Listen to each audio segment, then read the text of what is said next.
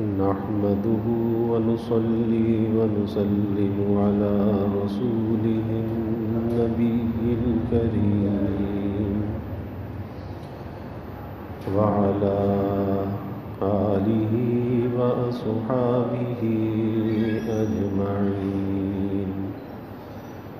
اللهم صل على سيدنا ومولانا محمد وعلى آل سيدنا ومولانا محمد وبارك وسلم صلاة وسلاما كثيرا كثيرا.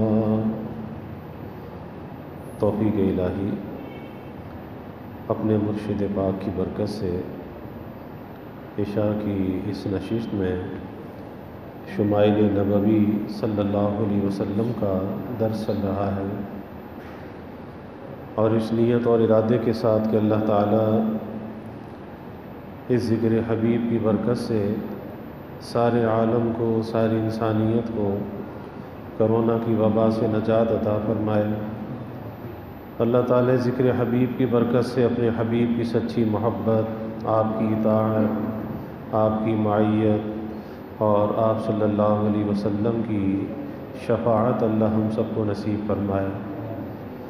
رسول اللہ صلی اللہ علیہ وسلم کی عادات طیبات کے بارے میں بات چل رہی ہے کہ اللہ کے حبیب صلی اللہ علیہ وسلم کی عادات کیا تھیں، اور اس کا مقصد یہی ہے کہ جو ہمارے محبوب کی عادات ہوں، ہم کوشش یہ کریں کہ ان عادات کو اپنی زندگی کا حصہ بنائیں.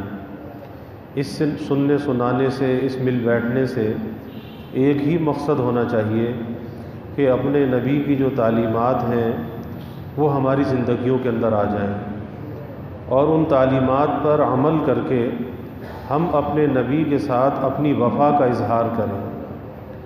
کیونکہ وفا کا جو اظہار ہے اس کا ذریعہ ایک تو دعویٰ ہے کہ آدمی دعوے کے ذریعے سے اپنی محبت کا اظہار کرے، اور اس کے لیے کچھ ایسی چیزوں کو اختیار کرے کہ جس کا حضور صلی اللہ علیہ وسلم کی تعلیمات سے، صحابہ کی زندگیوں سے اس کا کوئی تعلق نہ ہو.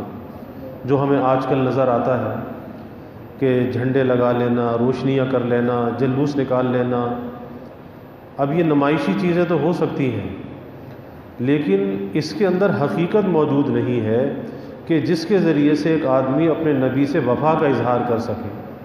ہلہ گلہ تو بہت ہے، شور شرابہ تو بہت ہے، اور پھر اس کے اندر خرافات بھی. جب شریعت کا دامن آدمی چھوڑتا ہے تو شریعت کا دامن چھوڑ کر پھر ایسا بے یار و مددگار ہوتا ہے کہ پھر اس کے اندر اس کا کوئی کنارہ نہیں ہوتا، کوئی پرسان حال نہیں ہوتا. یہی وجہ ہے کہ جب جلوس نکلتے ہیں تو اس کے اندر بھنگڑے بھی پڑتے ہیں، اس کے اندر اونچی آواز سے ریکارڈنگ بھی ہوتی ہے، اس میں موسیقی بھی ہوتی ہے نعتوں کے ساتھ ساتھ. یہ ساری چیزیں کیا ہے؟ یہ خرافات ہیں.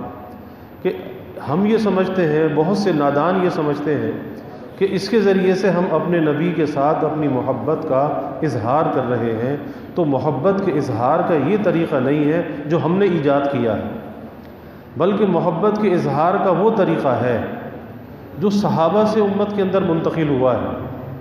کیونکہ صحابہ سے بڑھ کر کوئی محبت کا دعویٰ نہیں کر سکتا رسول اللہ صلی اللہ علیہ وسلم سے. اور صحابہ نے بھی دعویٰ نہیں کیا تھا، بلکہ صحابہ نے اپنی زندگی کو آپ کی تعلیمات کے رنگ میں رنگ لیا تھا. وہ سچے عاشق تھے، لیکن اس کے باوجود عشق کا دعویٰ نہیں، محبت کا دعویٰ نہیں. ہاں، اپنی زندگی کو نمونہ بنایا رسول اللہ صلی اللہ علیہ وسلم کی حیات طیبہ کا. اور اس طریقے میں اللہ نے وہ جاذبیت اور کشش رکھی ہے. جیسے مقناطیس کے اندر کشش ہوتی ہے، جاذبیت ہوتی ہے، اللہ نے اتباع سنت میں وہ جاذبیت اور کشش رکھی ہے کہ جو ان سنتوں پر عمل کرنے والا ہے لوگوں کے دل اس کی طرف مائل ہونے لگتے ہیں، وہ لوگوں کے قلوب اس کی طرف کھنچنے لگتے ہیں. کس وجہ سے؟ اتباع سنت کی برکت سے اس میں ایک جاذبیت، ایک کشش پیدا ہو جاتی ہے. اور صحابہ کے اندر یہی ایک چیز تھی کہ صحابہ دنیا کے چپے چپے پر گئے، وہ ایسی محبوبیت تھی کہ انسان تو انسان، جانور بھی ان کی زبان کو سمجھتے تھے، دریا بھی ان کی زبانوں کو سمجھتے تھے، تو یہ چیز، یہ تاثیر ان کے اندر کیسے پیدا ہوئی؟ کیا یہ تاثیر کچھ ایسی ظاہری چیزوں سے پیدا ہوئی؟ یہ تو اس وقت تھی بھی نہیں، سوال یہ ہے کہ اگر یہی چیزیں عشق رسول کا اظہار ہیں تو جس زمانے کے اندر یہ روشنیاں نہیں تھیں، یہ لائٹیں نہیں تھیں، تو اس زمانے میں آدمی اپنے عشق رسول کا اظہار کیسے کرتا؟ سوچنے کی بات ہے کہ وہ کیسے کرتا؟ یہ تو روشنی تو آج کی ایجاد ہے، تو پتہ چلا کہ وہ پہلے عشق محبت کے اظہار سے رہ جاتے۔ نہیں، ایسا نہیں ہے، وہ ہم سے بڑھ کے عاشق رسول تھے، اور اس کے لیے ان چیزوں کی ضرورت نہیں ہے جو آج ہمیں نظر آتی ہیں۔ پھر صحابہ کی آپ دیکھیں کہ کشش اور جاذبیت، ان کی تاثیر کیسی تھی کہ حضرت عمر رضی اللہ تعالیٰ عنہ کی خدمت میں خط آیا، حضرت عمر بن العاص رضی اللہ تعالیٰ عنہ مصر کے حاکم ہیں، کہ جی دریا نیل جو ہے وہ چلتے چلتے رک گیا ہے، اور یہاں کے لوگ یہ کہتے ہیں کہ یہ تو ہر سال ایسا ہوتا ہے، اور ہر سال یہ کیا جاتا ہے کہ ایک نوجوان بچی کو اچھا لباس، اچھے زیورات پہنا کے، اسے آراستہ کر کے اس دریا کی بھینٹ چڑھا دیا جاتا ہے، یہ دریا چل پڑتا ہے۔ اب کیا کوئی شیطانی تصرف تھا؟ تو اب مجھے کیا کرنا چاہیے؟ حضرت عمر رضی اللہ تعالی نے دریا نیل کے نام خط لکھا، اور جب وہ خط مصر میں پہنچا تو لوگ مذاق اڑانے لگے، کہنے لگے کہ دیکھو یہ بھی عجیب بات ہے کہ دریا کے نام خط لکھ دیا، یہ دریا بھی کوئی خط سننے والا ہے؟ بھلا خط کا اس کے اندر کیا اثر ہونا ہے؟ اور جب وہ خط وہاں پر پڑھا گیا اور حضرت عمر رضی اللہ تعالیٰ نے یہی لکھا کہ بھئی اگر تو اللہ کے حکم سے چلتا تھا تو چلتا رہے، اور اگر کسی شیطانی تصرف کا کوئی اثر ہے تو پھر ہمیں تیری ضرورت نہیں ہے۔ بس یہ خط پڑھا گیا، خط دریا میں ڈالا گیا، آج تک وہ دریا چل رہا ہے۔ اب یہ کیا چیز تھی؟ یہ وہی عشق رسول صلی اللہ علیہ وسلم تھا، اتباع رسول صلی اللہ علیہ وسلم تھا، اس کے اثرات تھے، اس کی برکات تھی جو دنیا نے کھلی آنکھوں سے دیکھی۔ افریقہ کے جنگلات کے اندر صحابہ جاتے ہیں اور امیر لشکر کھڑے ہو کے جنگل کے سرے پر اعلان کر دیتے ہیں کہ بھائی جنگلی جانوروں سے، وحشی جانوروں سے، کہ ہم نے آج رات یہاں پہ گزارنی ہے، تم یہ جنگل خالی کر دو۔ اب وہ وحشی درندے اپنے آپ کو وہاں سے نکال رہے ہیں، اپنے بچوں کو اٹھا کے لے جا رہے ہیں، جنگل کو خالی کر رہے ہیں، تو وہ کون سی چیز تھی؟ اور ان کی اس بات میں، ان کی ذات میں تاثیر کس چیز سے آئی تھی، اثر کس چیز سے آیا تھا؟ اسی اتباع رسول صلی اللہ علیہ وسلم سے آیا تھا۔ پھر اسی طرح سے صحابہ تجارت کے لیے دنیا کے اندر گئے، جس علاقے کے اندر بھی گئے، بر صغیر کے اندر صحابہ آئے، اور یہ سری لنکا تک صحابہ گئے، چائنا تک صحابہ گئے، سینٹرل ایشیا تک صحابہ گئے۔ اب جب صحابہ نے اپنی تجارت شروع کی، اس زمانے میں ہندوؤں کا اثر تھا، تو ہندوؤں کی تجارت سکڑنے لگی، صحابہ کی تجارت بڑھنے لگی، تو وہ ہندو بادشاہ کے پاس شکایت لے کر پہنچے کہ بھئی یہ نئے آنے والے لوگ ہیں، یہ عرب سے آئے ہوئے ہیں، یہاں پہ آ کے یہ تجارت کر رہے ہیں، اور ان کی تجارت کی وجہ سے ہماری تجارت تو ختم ہو رہی ہے۔ تو بادشاہ نے ان کو بلایا کہ بھئی تمہاری تجارت کرنے کے اصول کیا ہیں، کن اصولوں پہ تم تجارت کرتے ہو؟ اور وہ شکایت تو اس لیے لے کر گئے تھے کہ بادشاہ ان کی تجارت پہ پابندی لگا دے گا۔ انہوں نے کہا جی ہمارے نبی صلی اللہ علیہ وسلم کی تعلیم یہ ہے کہ سچ بول کر سودا بیچو، اپنی چیز کے عیب کو نہ چھپاؤ، اور نفع کم رکھو۔ تو جو ہمارے نبی کی تعلیمات ہیں، ہم سچائی کے ساتھ، امانت اور دیانت کے ساتھ اپنی تجارت کو کرتے ہیں۔ یہی وجہ ہے کہ اللہ نے ہماری تجارت میں برکت رکھی ہے کہ لوگوں کا اعتماد ہوتا ہے، لوگ ہم سے سودا خریدتے ہیں۔ بادشاہ نے کہا کہ اگر اس بنیاد پر تم سودا بیچ رہے ہو تو اس سے تو لوگوں کو فائدہ ہو رہا ہے، تو میں تمہاری تجارت کو کیسے بند کر سکتا ہوں؟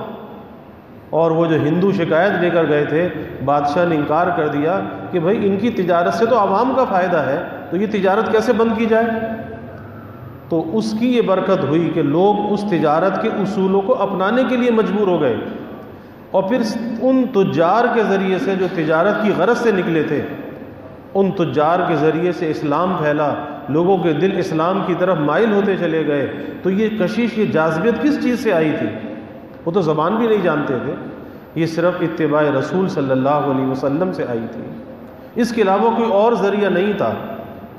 آج یہ جو ہم نے طریقے گھڑ رکھے ہیں، جو کچھ بھی ہمیں نظر آتا ہے، شوشہ تو بہت زیادہ ہے، ہلہ گلہ بھی بہت زیادہ ہے، لیکن یاد رکھیے کہ اس میں جو چیز مفقود ہے، جو چیز ناپید ہے، وہ اتباع رسول صلی اللہ علیہ وسلم ناپید ہے، کہ وہ اس کے اندر کہیں نظر نہیں آتا۔ ہاں، طبیعت کا شوق تو پورا ہو جاتا ہے، جو سب کچھ کرنے میں جو کچھ نظر آ رہا ہے، تو طبیعت کا شوق تو پورا ہوتا ہے، لیکن جس چیز کے ذریعے سے صحابہ نے اپنی وفا کا اظہار کیا تھا اپنے نبی کے ساتھ، وہ چیز اس کے اندر نظر نہیں آتی، اور وہ اتباع رسول صلی اللہ علیہ وسلم تھا۔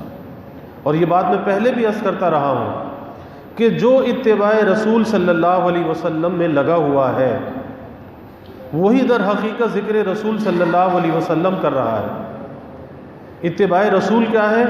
ذکر رسول صلی اللہ علیہ وسلم، اور اس ذکر رسول کے لیے جو اتباع کے ساتھ ہے، اس کے لیے کسی ربیع الاول کی آمد کا انتظار کرنے کی ضرورت نہیں، 12 ربیع الاول کی آمد کا انتظار کرنے کی ضرورت نہیں، وہ تو زندگی کے ہر سانس کے ساتھ ہے اور لمحے کے ساتھ ہے۔ پھر کون سے ربیع الاول کا انتظار کرے گا کہ ربیع الاول آئے گا تو ذکر رسول کروں گا، اور جب 12 ربیع الاول رخصت ہوگا تو ذکر رسول بھی رخصت ہو جائے گا؟ ارے بھائی، یہ ذکر تو ایسا ذکر ہے، ذکر رسول صلی اللہ علیہ وسلم، کہ یہ تو انسان کے سانسوں کی خوشبو اور اس کے دل کی دھڑکن ہونی چاہیے، اس کی زندگی کے اندر رچا بسا ہونا چاہیے۔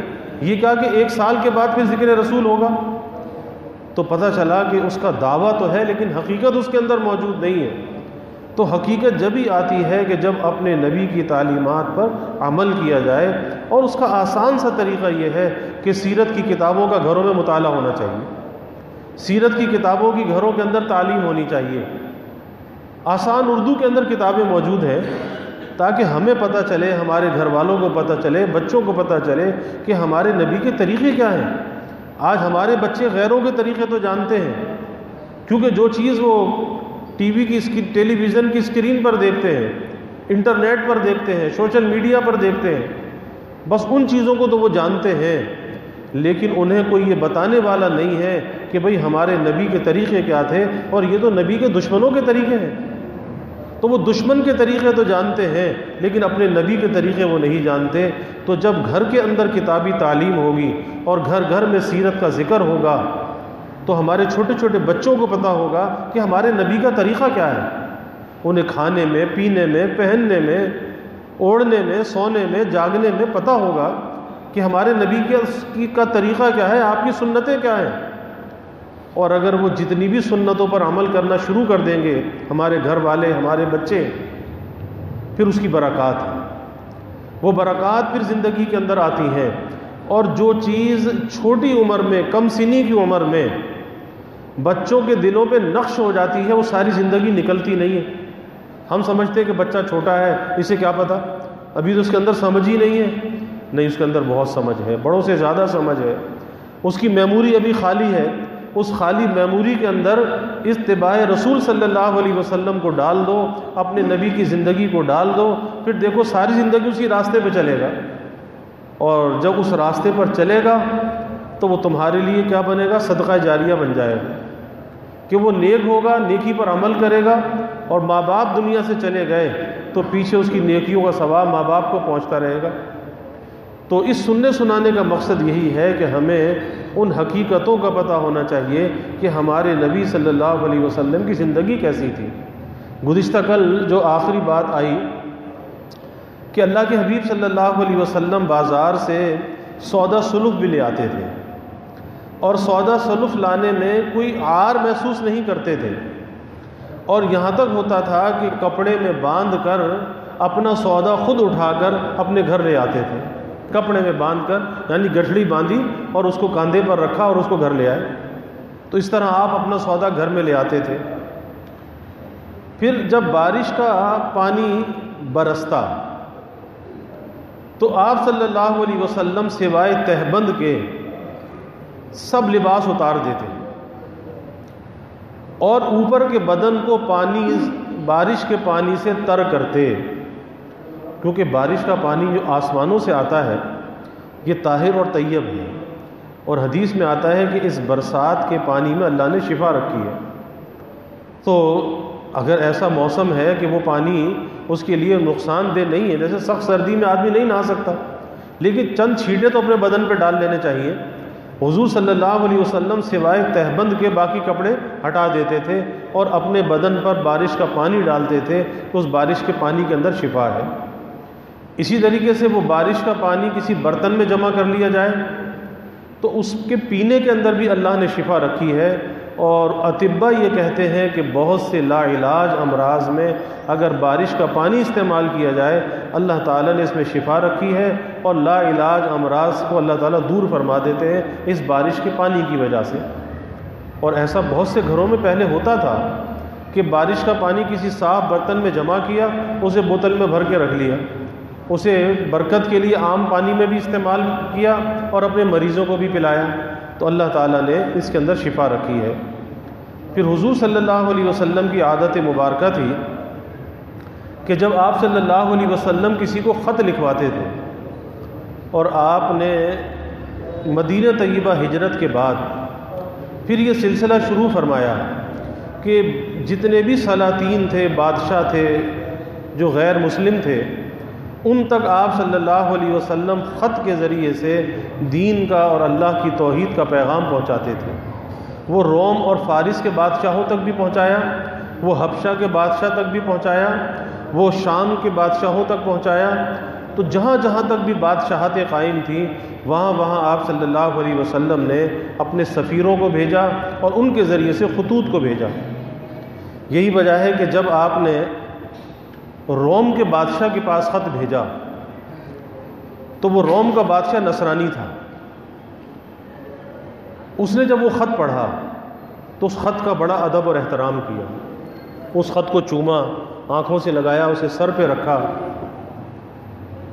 اور اس نے اتنا متاثر ہوا، اس نے کہا کہ اچھا، صحابہ سے یہ کہا کہ میں مشورہ کر کے تمہیں جواب دوں گا۔ اور پھر اس نے ایک بند کمرے کے اندر جتنے بھی اس کے دربار کے بڑے بڑے پادری تھے ان پادریوں کو جمع کیا، جو راہب، جو پادری، ان کو جمع کیا، اور ان کو جمع کر کے اس نے وہ خط پڑھ کے سنایا، اور اس کے بعد کہا کہ بھئی میں تو اس ایمان کو، اسلام کو قبول کرنا چاہتا ہوں، اب تم لوگوں کی کیا رائے ہے؟ بس جب اس نے یہ بات کہی تو اندر ایک کوہرام مچ گیا اور اس نے دروازے بند کروا دیے تھے۔ اس نے کہا کہ یہ آپ کیا کرتے ہیں؟ آپ نصارہ کا مذہب چھوڑ کر آپ دین اسلام کو اختیار کرتے ہیں۔ ایک اندر اتنا طوفان برپا ہو گیا کہ بادشاہ نے کہا کہ اگر اب میں اپنی بات سے پیچھے نہ ہٹا تو میری جان کو خطرہ ہے۔ بادشاہ نے فوراً کہا کہ نہیں، ٹھہرو ٹھہرو، بس میں تو تم لوگوں کو آزما رہا تھا کہ تم لوگ اپنے دین پر پکے ہو یا نہیں ہو۔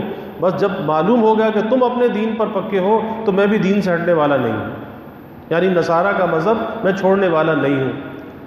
تو لیکن وہ متاثر ہوا اور اس نے اس خط کو بڑے ادب سے رکھا، بڑے احترام سے رکھا، اور واقعات میں یہ بھی آتا ہے کہ وہ خط حضور صلی اللہ علیہ وسلم کا آج بھی وہ خط محفوظ ہے کہ وہ نسلاً بعد نسلاً وہ منتقل ہوتا رہا ان کے چرچوں کے اندر۔ تو پھر ان کا جو ایک چرچ ہے کہ جہاں پر حضرت موسیٰ علیہ السلام پر وحی آتی تھی اور حضرت موسیٰ علیہ السلام اللہ سے ہم کلام ہوتے تھے، تو اس کے نیچے ایک انہوں نے چرچ بنا رکھا ہے۔ اس چرچ کے اندر کہتے ہیں کہ آج بھی حضور صلی اللہ علیہ وسلم کا وہ خط آج بھی موجود ہے، اور وہ مصر کا علاقہ ہے، وہاں پہ وہ چرچ ہے، اور اس چرچ میں آپ کا وہ خط آج بھی محفوظ ہے۔ اسی طرح جب ایران کا جو بادشاہ، فارس کا بادشاہ تھا، جب اس کے پاس خط لے کر صحابہ گئے، اس نے اس خط کے ٹکڑے ٹکڑے کر دیے۔ حضور صلی اللہ علیہ وسلم نے اس کے لیے بد دعا کی، کیونکہ وہ روم کا بادشاہ نصرانی تھا اور یہ ایران والے آتش پرست تھے، آگ کو پوجتے تھے۔ تو آپ نے بد دعا کی، فرمایا کہ اس نے جس طرح میرے خط کے ٹکڑے کیے اس طرح سے اس کی سلطنت کے ٹکڑے ہوں گے، اور پھر آپ کی وہ بات سچ ثابت ہوئی کہ اس کے ٹکڑے ٹکڑے ہوئے ایران کی سلطنت کے، اور آج بھی جو ان کے دماغوں کے اندر ہوا ہے وہ یہی ہے کہ ہم کسی زمانے میں سپر پاور تھے تو ہمیں دوبارہ سپر پاور بننا ہے۔ یہی وجہ ہے کہ یہ ہر جگہ اپنی ٹانگ اڑاتے ہیں۔ آج بھی جو ایران ہے کہ ہر جگہ پر، چاہے وہ یمن ہو، چاہے وہ شام ہو، چاہے وہ لبنان ہو، ہر جگہ پر ان کی پراکسیز جو ہیں وہ موجود ہیں، ان کی جو ہے وہ یہ لڑائیاں ہر جگہ پہ موجود ہیں۔ ان کے ذہن میں آج تک وہی ہے کہ ہم تو سپر پاور تھے، لیکن انہیں بد دعا لگی رسول اللہ صلی اللہ علیہ وسلم کی کہ اللہ اس کی سلطنت کے ٹکڑے ٹکڑے کرے گا، اور پھر وہ ٹکڑے ٹکڑے ہوئے۔ تو حضور صلی اللہ علیہ وسلم کی یہ تعلیمات ہیں، اللہ ہمیں اس پہ عمل کی توفیق عطا فرمائے۔ وآخر دعوانا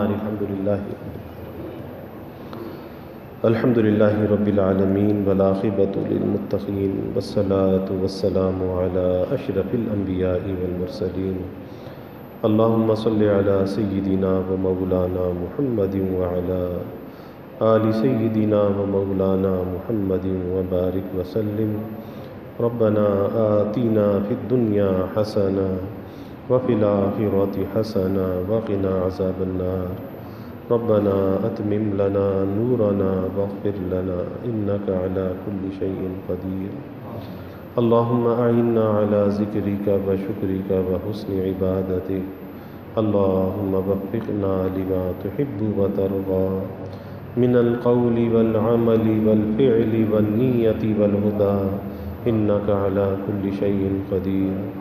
اللہم ارزقنا حبک وحب حبیبک صلی اللہ علیہ وسلم۔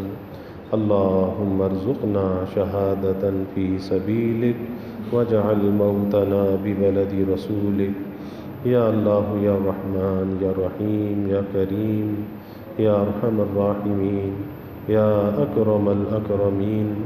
یا اللہ ہمارے گناہوں کو معاف فرما، یا اللہ ہماری خطایا سے درگزر فرما، یا اللہ اپنی محبت معرفت عطا فرما، اپنی رضا والی زندگی یا اللہ نصیب فرما، اپنے رضا والے کاموں کی یا اللہ توفیق عطا فرما، اپنی مرضیات پہ چلنا یا اللہ آسان فرما، نامرضیات سے ہماری حفاظت فرما۔ یا اللہ ذکر حبیب کی کامل برکات ہمیں نصیب فرما، ذکر حبیب کے انوار سے ہمارے قلوب کو منور فرما، اپنے نبی کی تعلیمات پہ چلنے والا بنا، آپ کے طریقوں کی محبت اور عظمت ہمارے دلوں میں پیدا فرما، صحابہ کی، خلفائے راشدین کی، اہل بیت کی محبت اور عظمت یا اللہ ہمارے دلوں میں پیدا فرما، ان کے نقش قدم پر یا اللہ ہمیں چلنے والا بنا، اپنے نبی کے ساتھ یا اللہ ہمیں وفا کا تعلق نصیب فرما، آپ کی غلامی میں جینے اور مرنے کی یا اللہ توفیق عطا فرما۔ یا اللہ ہمیں ختم نبوت کا ادنا سا سپاہی بنا، اور ناموس رسالت کا، ناموس صحابہ کا یا اللہ ہمیں محافظ بنا۔ یا اللہ ذکر حبیب کی برکت سے سارے عالم کو کرونا کی وبا سے نجات عطا فرما۔ یا اللہ ساری انسانیت کو امن، عافیت اور سلامتی عطا فرما۔ یا اللہ اس کے متاثرین دنیا میں جہاں کہیں بھی ہیں، ہمارے ملک میں ہیں، یا اللہ سب کو صحت کاملہ عاجلہ مستمر عطا فرما، اس وبا سے یا اللہ نجات عطا فرما۔ یا اللہ ہم کمزور ہیں، ضعیف ہیں، کسی امتحان اور آزمائش کے قابل نہیں، ہر ابتلا سے، آزمائش سے یا اللہ تیری پناہ چاہتے ہیں۔ اے اللہ تو ہمیں پناہ دے دے، اے اللہ تو ہمیں پناہ دے دے، اے اللہ تو اپنی حفاظت میں لے لے، یا اللہ تو اپنی حفاظت میں لے لے۔ یا اللہ سب کے دلوں کے نیک ارادوں کو، تمناؤں کو از غیب پورا فرما، سب کی حاجات کو یا اللہ پورا فرما، سب کی پریشانیوں کو یا اللہ دور فرما، بیماریوں سے یا اللہ حفاظت فرما، ہر ناگہانی بلا اور مصیبت سے یا اللہ حفاظت فرما، زمینی آسمانی آفات سے یا اللہ حفاظت فرما، موذی امراض سے یا اللہ حفاظت فرما۔ یا اللہ سب کے علم میں، عمل میں، رزق میں خوب خیر و برکت فرما، ابواب رزق یا اللہ کشادہ فرما، رزق حلال عطا فرما، آسان عطا فرما، برکت والا عطا فرما۔ یا اللہ رزق ظاہر بھی عطا فرما، رزق باطن بھی عطا فرما، اپنی محبت اور معرفت کا رزق عطا فرما، نیکی اور طاعت کا رزق عطا فرما۔ یا اللہ کبھی کسی کو مخلوق کا محتاج نہ بنا، ہمیشہ اپنے در کا سائل اور بھکاری بنا، اپنے در کا منگتا اور سوالی بنا۔ یا اللہ اپنے غیر سے ہماری امیدوں کو قطع فرما، اپنی ذات عالی کا یقین ہمارے دلوں میں پیدا فرما۔ یا اللہ ہر امید کو اپنی ذات سے وابستہ کرنے والا بنا۔ یا اللہ ایمان کی ترقی عطا فرما، اعضاء کی سلامتی عطا فرما، ہر محتاجی معذوری سے ہماری حفاظت فرما۔ یا اللہ جب تک کی زندگی ہے چلتا پھرتا رکھنا، اعضاء کی سلامتی کے ساتھ رکھنا، ہر محتاجی معذوری سے یا اللہ بچا کر رکھنا۔ یا اللہ ہمارے ملک پر اپنی رحمتوں کا نزول فرما، اس ملک کو امن کا سلامتی کا گہوارہ بنا۔ یا اللہ ہر قسم کی دہشت گردیوں سے، فرقہ واریت سے، مذہبی منافرت سے اس ملک کی حفاظت فرما، اس ملک میں رہنے والوں کی حفاظت فرما۔ یا اللہ ہمیں ایک بنا اور نیک بنا، کلمہ واحدہ پر پوری امت کو متحد فرما۔ یا اللہ دنیا میں جہاں کہیں بھی مسلمان آباد ہیں، سب کے جان، مال، ایمان، عزت آبرو کی حفاظت فرما۔ یا اللہ گھر بار کی حفاظت فرما، اولاد کی حفاظت فرما۔ یا اللہ جتنے بھی حاضرین ہیں، سامعین ہیں، یا اللہ سب کے گھروں میں چین، سکون، عافیت، راحت عطا فرما، برکتیں عطا فرما، نعمتوں کی فراوانی عطا فرما، ہر قلت اور دقت سے حفاظت فرما، گھروں کے ماحول کو جنت نشاں بنا، آپس میں محبتیں، الفتیں پیدا فرما، نفرت کو، عداوت کو دور فرما، سب کی اولادوں کو نیک صالح بنا۔ یا اللہ والدین کے لیے راحت کا ذریعہ بنا، صدقہ جاریہ بنا۔ یا اللہ والدین کو اولاد کی خوشیاں دیکھنا نصیب فرما، مستقبل یا اللہ تابناک بنا۔ یا اللہ جو ہم نے مانگا وہ بھی عطا فرما، جو نہ مانگ سکے وہ بھی عطا فرما، ہمیشہ اپنے سے مانگنے والا بنا، ہمیشہ ہماری دعاؤں کو قبول فرما، اپنی بارگاہ میں مستجاب الدعوات بنا۔ ربنا تقبل منا انك انت السميع العليم وتب علينا انك انت التواب الرحيم وجزى الله عنا محمدا صلى الله عليه وسلم معه واهله وصلى الله تعالى وسلم على النبي الكريم آمين برحمتك يا رب۔